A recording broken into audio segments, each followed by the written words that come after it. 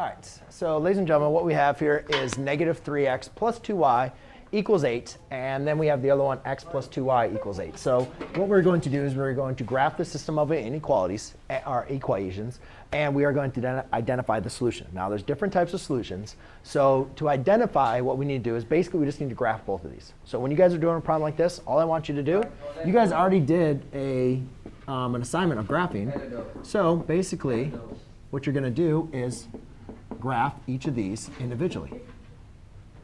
All right. Now, in both of these are both in standard form. So the easiest way for both of these probably do it would be to convert to slope-intercept form. So remember, we did one in graphing in standard form, right? We did a whole assignment like that. So now you're going to do that twice. So to put this in standard form, I'll add 3x to both sides. Then I have 2y is equal to 3x plus 8, divide by 2, divide by 2. Y is equal to 3/2 x plus 8. Everybody follow me? For this one, I'll subtract an x, subtract an x. I have 2y is equal to negative x plus 8, divide by 2, divide by 2. Y equals negative 1/2 plus 4. Thank you. Does everybody agree with me on what I've done? All right. Now, remember, graphing slope-intercept form, we need to identify what is the y-intercept and what is the slope. Please remember that the y-intercept is a coordinate point on the y-axis. So that is the coordinate point 0, 4. Right? Same thing here. That is the coordinate point 0, 4. Now, the slope is a ratio. It's not a point. It's the ratio of the change in the y-coordinates over the change in the x-coordinates, which in this case is both a fraction. But remember, if it was like a whole number, like if it was like 3x, we always want to put it over 1, right? To always represent it as a fraction. Now, here's the negative. It's very important for you guys to understand that it can be written as negative 1/2. It can be written as 1 of negative 2. But it does not represent negative 1 over negative 2. Okay? Please be careful with that. Because negative 1 divided by negative 2 is positive 1/2, right? We're looking for negative 1/2. So the negative can be in the numerator or in the denominator. Running out of kind of space to graph here. But I think I got enough room.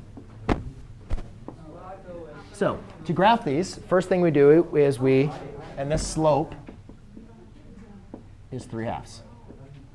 So the first thing we do on the y-axis is we plot our points, 0, 4. I'll graph this one first. 1, 2, 3, 4. Then I follow the slope to find my next point. Rise over run. The change in the y-coordinates is 3, which is positive 3. So I'll go up 3 units. 1, 2, 3. And the change in the x-coordinates is 2. So I'll go over 2. Does everybody see what I did? All right, then you can draw your graph. Now, I can also go in the negative direction. I can also go down 3 to the left 2. You guys can see that is also going to remain on the point. And you can just continue that down, keep on going. 1, 2, 3, over 2.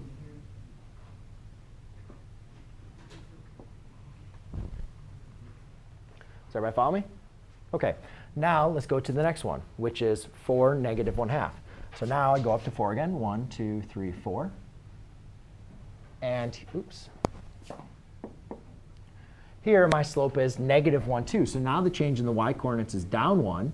And the positive slope is over 2. 1, 2.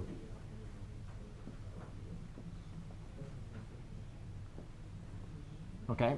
Now, when you guys are looking at this problem, did I change it? Negative 3x plus 2y equals 8. X plus 2y equals, oh, negative 8. OK, I messed up.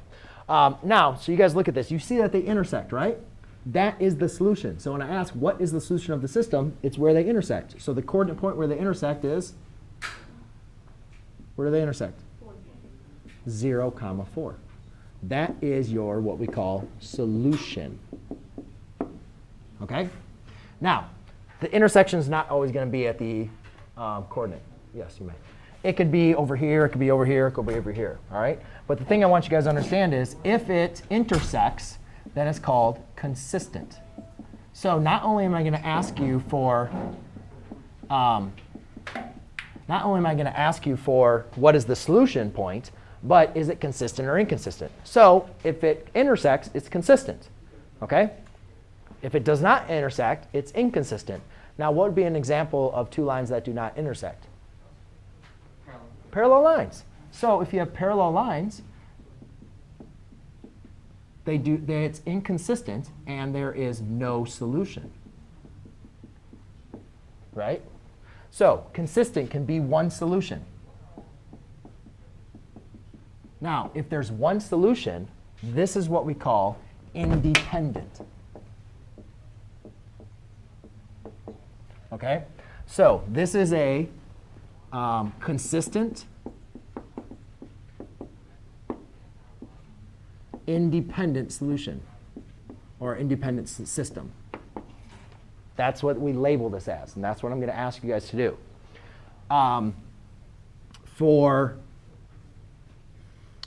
Now, the other one is it can still have a solution, but it can have infinite many solutions. What do you guys think would be an example of infinite many intersections?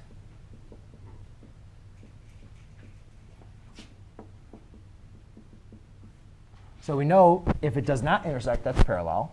If they intersect once, that's one solution. What would be an example if they have infinite many intersections? If they are the same line.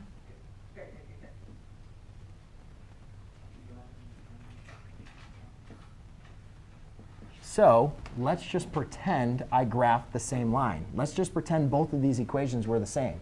Let's pretend, instead of graphing this, I say graph y equals 3/2 x plus 4.